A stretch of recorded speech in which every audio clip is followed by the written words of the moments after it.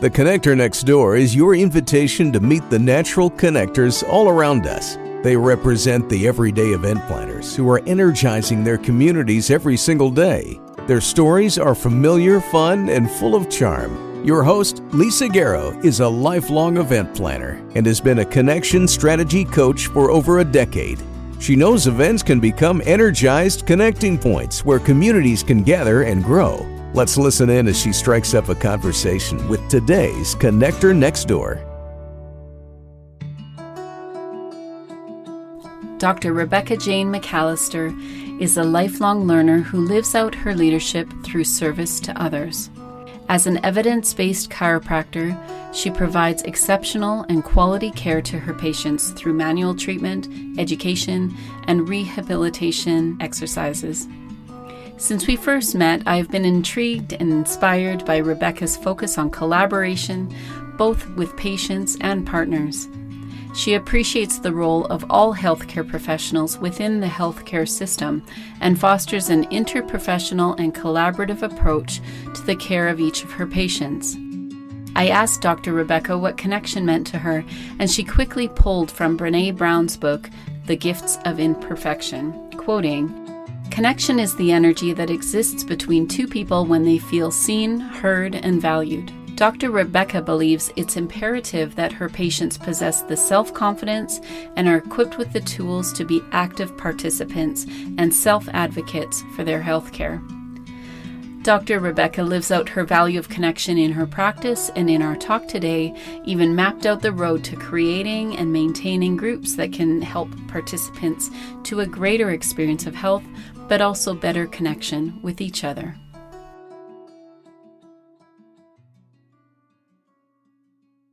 Welcome back to conversations really around connection, those things that really draw us together. And when we talk about the natural connectors around us, it's those people that connect people and projects. And in this case, in this conversation, our health. How do we actually create community around the health that we want? We talk a lot, not just here at Candy, but in our society about health and wellness. But I don't know that we always really understand what that means. So welcome here, Rebecca. So glad that you're here with me, that we can talk about what health and wellness means to you and how that actually shows up in your world.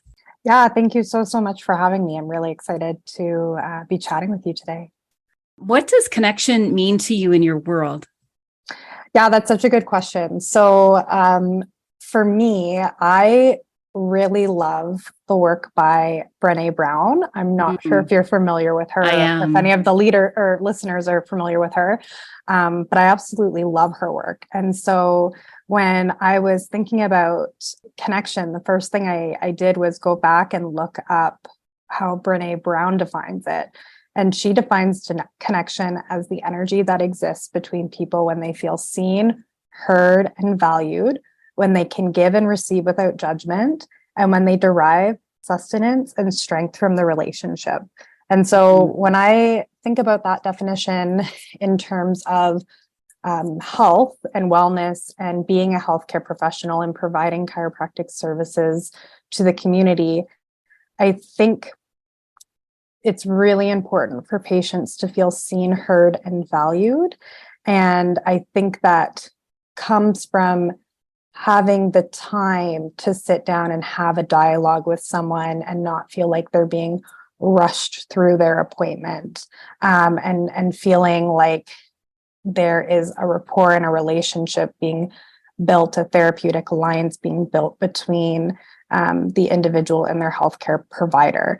Creating that sort of rapport and relationship helps people to feel comfortable to share their goals and their weaknesses in their health and what they're hoping to achieve, which I think just helps them ultimately work towards and strive towards the outcomes they're looking for.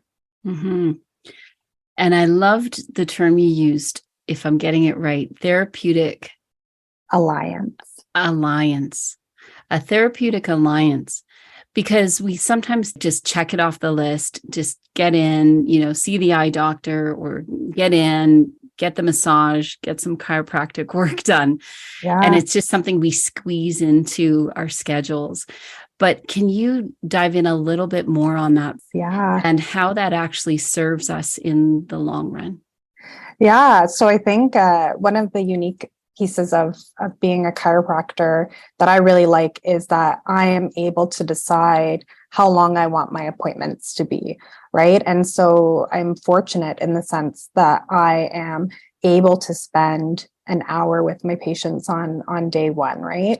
At their initial assessment and do a thorough health history and physical exam. And part of that health history is learning a bit more about that individual, right? Learning not just about their pain complaint or why they're in for care, but how is that pain disrupting their day-to-day life, and how is it affecting the activities they either want to do, like to do, or have to do? And that helps create some goal setting for that individual, right? Like if they're coming in because they have back pain that's prohibiting them from hiking, but they absolutely love hiking, well, then that creates the opportunity for a discussion around what's a very meaningful goal for care for that individual, right? And then creating or implementing that into the plan of management and what we're recommending, and helping guide us in terms of what appropriate rehabilitation exercises might be prescribed. And it goes both ways, I think, too.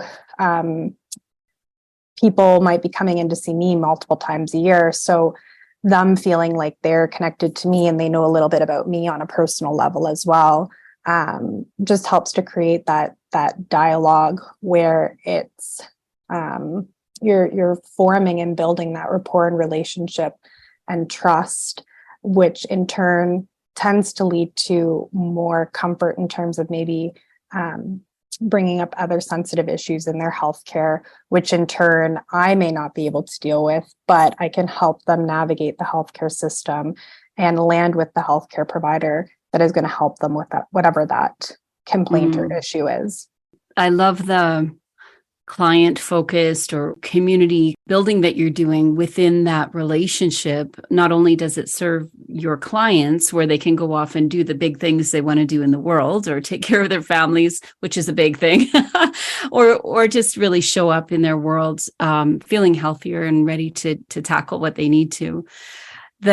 What you're describing just sounds so much like even the foundation of what we have here, the Connection Architect program, where we talk about event planning and promotion and how that really has to start at the foundation of connections first.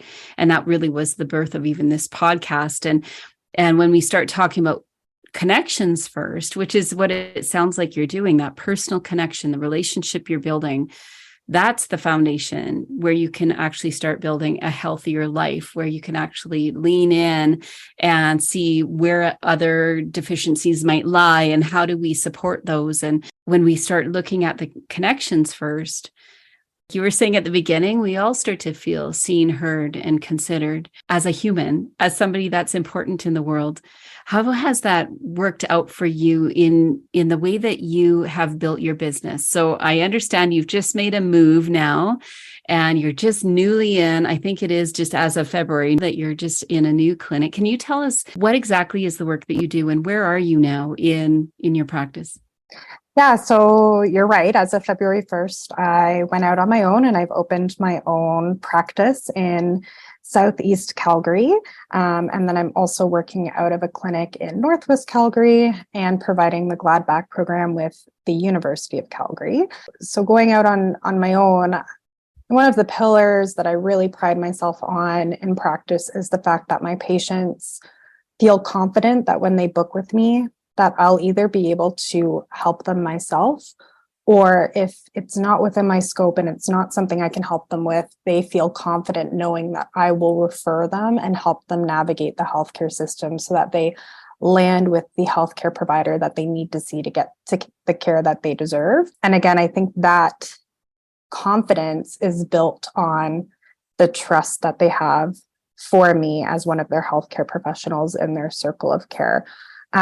Which again goes back to that whole connection piece, right? And building that rapport and relationship, which comes with that know, like, trust piece of connection building. when it comes to healthcare, I kind of have this 2-pillar approach where I'm not only building connections with the patients I treat, but I'm also trying to build connections with other healthcare professionals within a patient's circle of care to improve the communication that happens between healthcare professionals, again, to ultimately benefit patient outcomes and patient care. So there's a community that you're building professionally as well, not just what you're doing one-on-one with clients and as they come in, and obviously that impacts their world and their families and their work. But you've got this network of professionals, people that do this work. Has that taken you a long time to build a professional network of people that you can lean into and trust and know you can lead people towards? When you're looking at other healthcare professionals who also have clinical hours and patient care responsibilities and possibly other clinical duties or educational duties, and responsibilities. And then you add on, the request to meet for coffee to chat. It can take a little while, maybe for schedules to align and for that coffee to actually happen. But it's so refreshing and wonderful when it does, because at least for me, I know pretty much within maybe an hour of sitting and meeting with someone or chatting with someone, whether or not our approaches to care are in alignment and whether or not I think we would be a good professional referral partnership to benefit patient care. And the really wonderful thing is, if it does seem like it's a good match, maintaining that relationship as well is something else I really like to try to do. So I do that through a variety of mediums, and sometimes it's meeting for coffee a couple of times a year and touching base. Other times it's keeping them in mind if there is a patient that needs to be referred. I have an email community for both patients and individuals who are interested in chiropractic care, but also for other healthcare professionals that are looking for tools and resources to help make their clinical lives and practice lives easier when it comes to the evidence-based management of different muscle, nerve, and joint conditions. Mm-hmm. And so maintaining those touch points and maintaining that relationship, so it's not just a one-off meet and greet coffee, but something that's a little bit more sustainable and has a little bit more longevity, is also really important to me. Seems like it probably inspires and serves you and your practice as well when they probably do the same. It's amazing how sometimes we feel like, and maybe this was more me when I was starting my career, and you're like, I just need to know everybody I need to know, and I want it to happen fast. And I'm a fast mover as far as getting things done, and recognizing that really to build that, the strong foundation to build from, again, is really about taking our time sometimes and doing exactly what you've just described, where we actually do those check-in calls, we go for coffee, we spend the time. And when we find that alignment, how energizing that can also be. Yeah, it really can be. And I think another fun piece of it is, my patients know that I enjoy that piece of healthcare.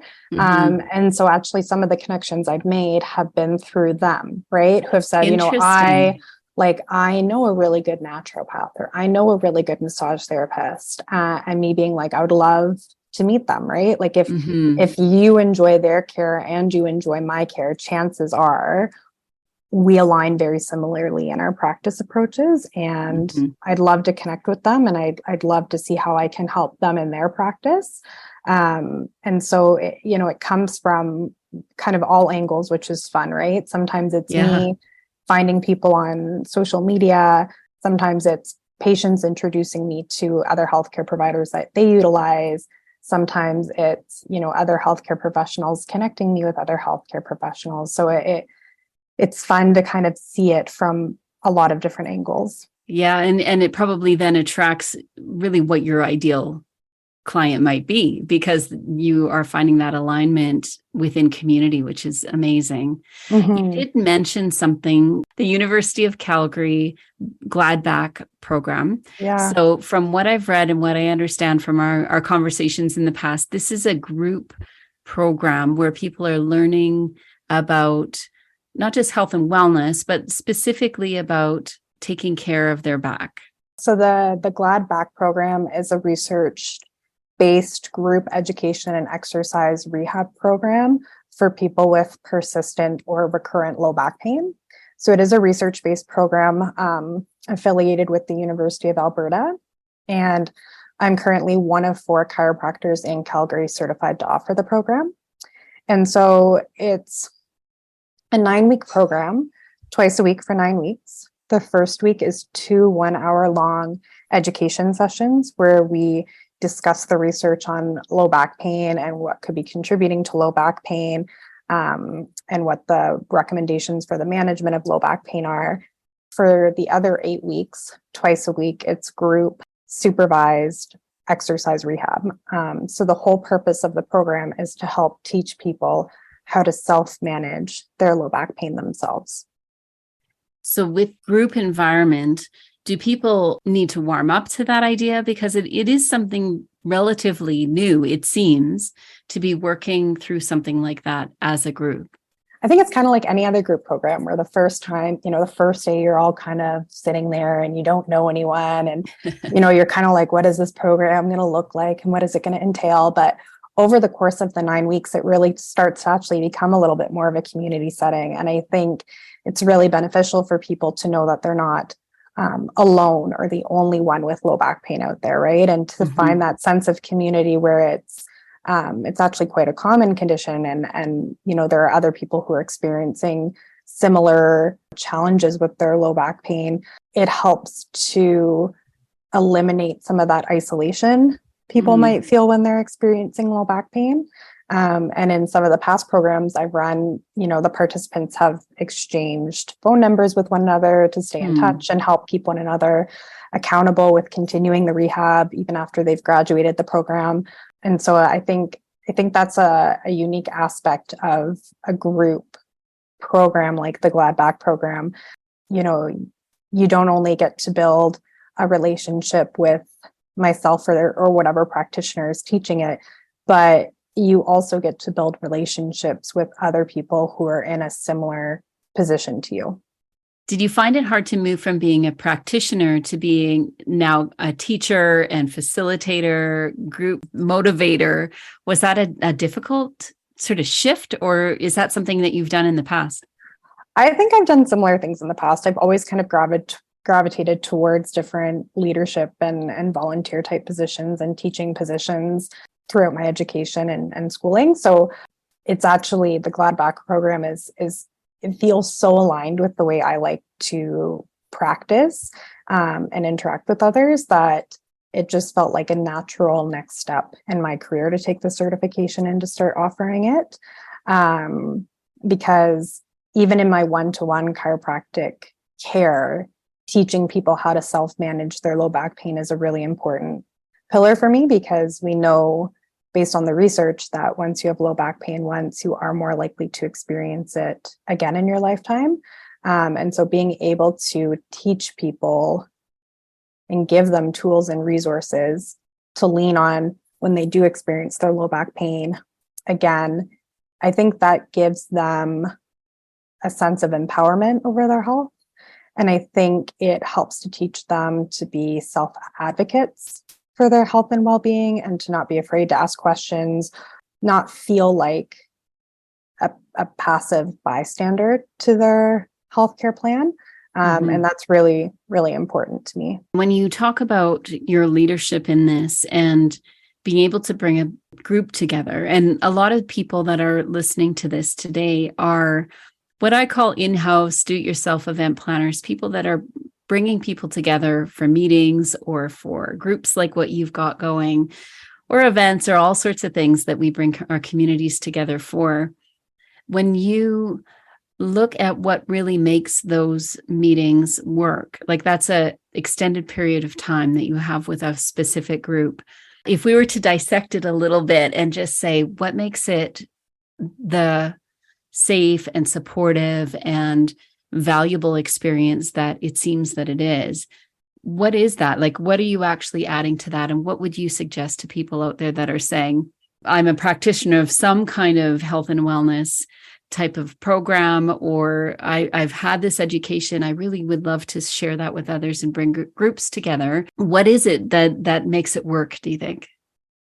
Yeah, I think that's a really interesting question. And there's kind of two things that pop to mind for me. The first being specific to the evidence-based management of low back pain. When you look at the research guidelines, education and exercise rehab and structured education are first line recommended interventions. And so the GLAD back program is packaged in such a way that it provides that structured education and exercise rehab, right? It's twice a week for 9 weeks. You commit to the program, you show up, you put the work in. That helps people to achieve what they're looking for, because it's very rarely is it ever in life an overnight fix, right? We need to we need to commit, and we need to give something a good, honest trial of care. The second piece that helps make it valuable is that, again, it is 9 weeks. So you get the opportunity for 9 weeks, specific day and time, twice a week for 9 weeks. You get to pick my brain, and I'm around to answer your questions and concerns and to help guide you. But again, you also get to meet other individuals who are in a very similar position to you in terms of having low back pain that is disruptive to their life. It creates this unique dynamic where you have participants and you have a practitioner or a trained healthcare professional, right? And so it becomes a little bit more of a group dialogue as opposed to a one-to-one dialogue, or opposed to what I would consider a more traditional model of healthcare where you have a doctor and a patient, and the doctor tells the patient what they need to do, right? First, when you were talking about structure, and I think sometimes people that are putting these types of events together are almost afraid, if it's too structured, that they feel like people are going to opt out because they want to give people the flexibility, or maybe especially in the last 3 years, people want something for free and they want it online and they want to be able to view it when they want. The idea of having something structured where you're actually showing up, and when you're talking about the results being stronger, if there is the structure, it's really interesting how we might feel like the people in our world or in our community or our clients don't want to meet in a structured way anymore.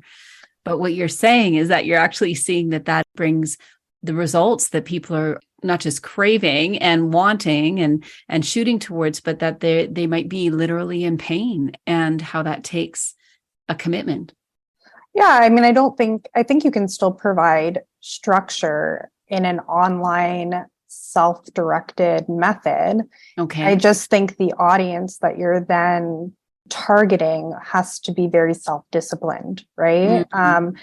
I've signed up for a lot of self-directed, pre-recorded programs online, and it's still structured and it still provides resources and tools and answers to problems or questions that I have, but it's on my time to complete, right? And so if I'm not self-disciplined enough to sit down and put in the work every week, it's easy for it to fall to the wayside.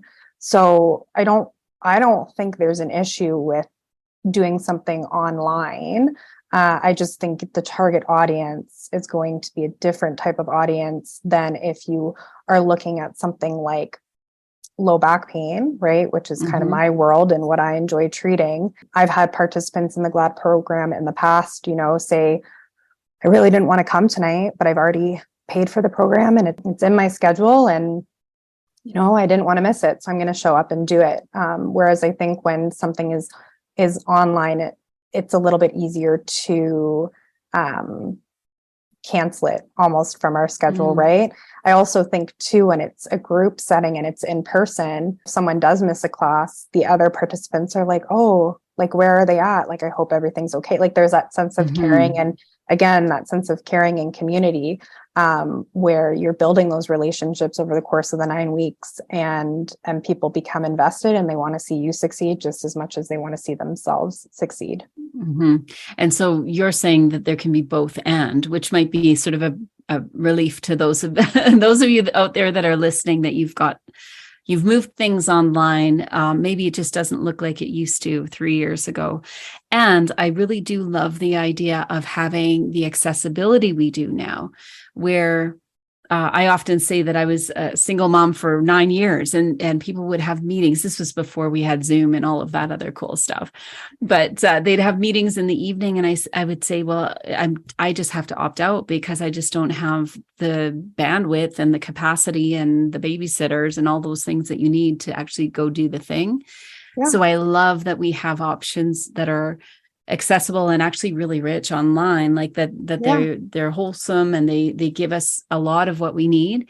I also love that we're meeting again in person, and what you're saying too about having the when you're missed, like there's something to be said for committing to something, being with a group, knowing that you're getting value from that group, and checking in on each other so that you're actually getting that care, like you say, not just from the one that's teaching the course, but from each other as well.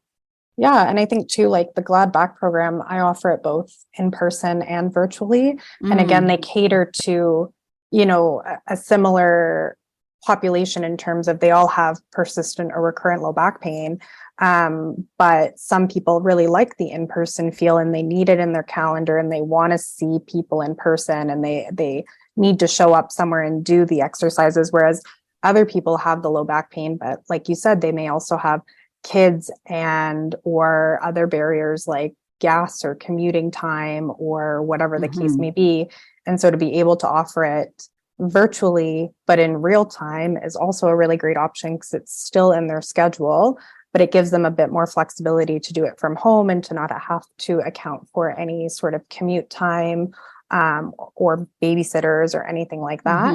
And then I also think this is not the case for the Glad Back program, but for those that are looking to kind of create a prepackaged course virtually, I don't think there's anything wrong, again, in having a pre-recorded program that you then package and sell. I think it's just really important. I think what's more important is that you're offering a solution to a problem that doesn't seem to have a ton of solutions out there, right? And to know your target audience and to know who would benefit from that type of program and what sort of a community you're looking to build, I think you can almost work backwards and then decide what format is most appropriate given the answers to those other questions. I love that.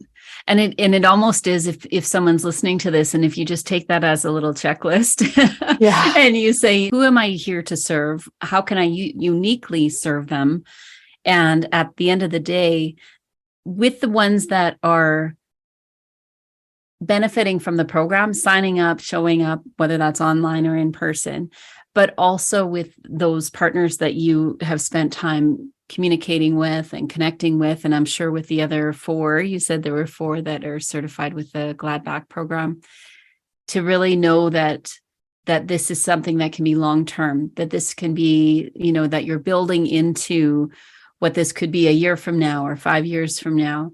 When people see that there is some kind of care that they love, it's really, if I talk about building trust, that also builds trust when we can say we're doing everything we can to be sustainable, that we can continue the work, and that you'll continue to see my partners, you'll continue to see the other teachers. Or even, being able to offer the Glad Back program virtually, extending that reach to more rural areas of Alberta that, might be a little bit more isolated or might not have the same level of access to healthcare that, say, Calgary or Edmonton does.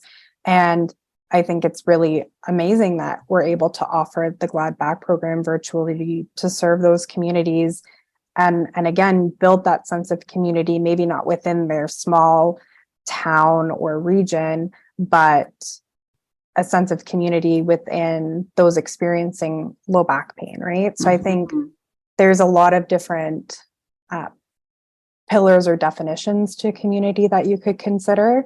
But I think the bottom line is, as humans, we thrive on connection, right? We're not meant to be isolated or alone. And I think it's too easy sometimes to feel that way in healthcare and to not feel like you can be a self-advocate for yourself, or that you have a healthcare professional in your corner who's also willing to be an advocate for you. And I think having that sort of support and connection makes all the difference to someone who's in a vulnerable position because they're feeling pain or discomfort and they don't understand why or the reason behind it or what their future is going to look like. Mm-hmm. And to be introduced to solutions and ideas, and like you say, a group of people, no matter where you're coming from or how you're participating, that these people may have walked the same road or might have some suggestions and some ideas. And you obviously have professional ways that people can get that help. People have been drawn to the work you do. It's why your business is growing, and the chance that you've had to relocate and start something and go on your own, but in a way that also shows incredible growth as a connector. What would you suggest for those people looking at just starting out as some kind of a health practitioner, and they're wondering where to start with building a community and really connecting well with those that they want to serve? Yeah, I mean, I think I can speak to my experience. And when I graduated, I think I lacked obviously a lot of clinical experience, right? And I didn't really know what I particularly enjoyed treating in practice, right? Like, as a chiropractor, I can treat any sort of muscle, nerve, and joint condition.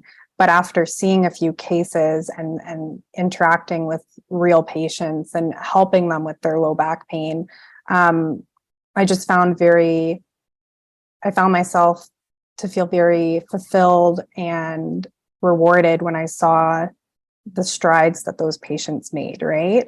And so once I kind of identified the patient population I particularly enjoyed working with and did more research and learned that it's, low back pain is one of the leading causes of disability worldwide. And this is how it's currently managed in the healthcare system. And that's not necessarily the research-based recommendations or guidelines for the management of low back pain. Then you can kind of see how you fill that gap and how you fill that need, right? And then the question becomes, okay, well, where do those people with low back pain go? Who do they see? Who do they interact with? And in my case, it's, family doctors, medical doctors, ER doctors. And so then it becomes, okay, well, those are the people I need to connect with, right? And then it might be, some of my connections have literally been, cold call type style, like email or fax letters. And not everyone replies, but the handful that do, right? They express an interest in what you do. You express an interest in what they do. At the end of the day, it all boils down to improved patient care, which is ultimately what every healthcare professional wants. And then you can start to leverage some of those connections, right? Or, okay, well, I like to treat low back pain, but maybe those people with low back pain also interact with a naturopath or a massage therapist or a physiotherapist. And so then trying to make connections with those people as well. And so I think if you're just starting out, it never hurts to make more connections because you never know who knows somebody else. And I think it's important to come from a place of not how can you help me, but how can I help you, right? Because I think when you're willing to give, you end up receiving more in return, right? Yeah. It's that was just like a beautiful step-by-step course. It was trial and error. I've learned over the years. I get that. And what I love about what you just mapped out there for us is that I'm actually giving a talk to an organization in March on networking, and what you've just described here. Like, wouldn't anyone want to have that kind of coffee or that kind of conversation? It's not about going to some place where the doctors are going to be and doing the schmooze that we used to do in the 80s. And like, this is a different time. And I think for people, they're looking for something different. They're looking for a relationship, even if it's not your best friend, but some kind of alignment in how you're describing this. And networking is exactly what you've just described, that pulls people, that attracts people to what you do. And like you said, approaching it in a way that service first, like how can we serve, and how can we share with each other and find those common denominators? Service first. And I think authenticity and passion, right? Like if you're truly passionate about what you do and you show up as the truest version of yourself, the people who resonate with that will want to connect with you back, right? And so I don't think, like you said, we have to go to the whole 80s kind of selling and schmoozing. I think if you're good at what you do, you're passionate about it, you're knowledgeable about it, and you're authentic about it, anytime you have the opportunity to speak about it, that'll shine through. And then the people who see the value in what you provide will want to connect with you and will want to work with you as well.